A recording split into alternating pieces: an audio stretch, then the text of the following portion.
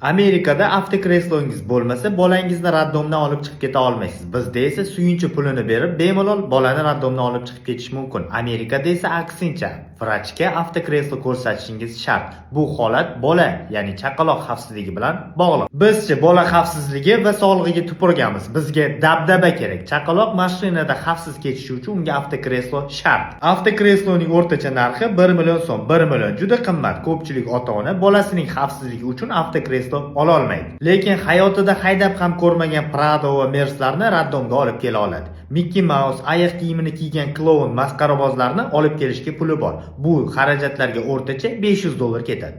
O'tirishga ham qiynaladigan, qiynalib tuqqan, kesirva bo'lgan ayol va chaqaloqqa bu narsalarning bir tiyinlik ham foydasi yo'q. Raddomdan qiynalib chiqqan immuniteti past ayol va bolani uyida 50 ta odam kutib oladi. Ularning yarmi kasal bo'lishadi. Immuniteti past ona va bola bakteriya va viruslar to'la joyga kirib borishadi. Bu holat tozalik va ma'naviyatning ustidan kulish deb aytiladi.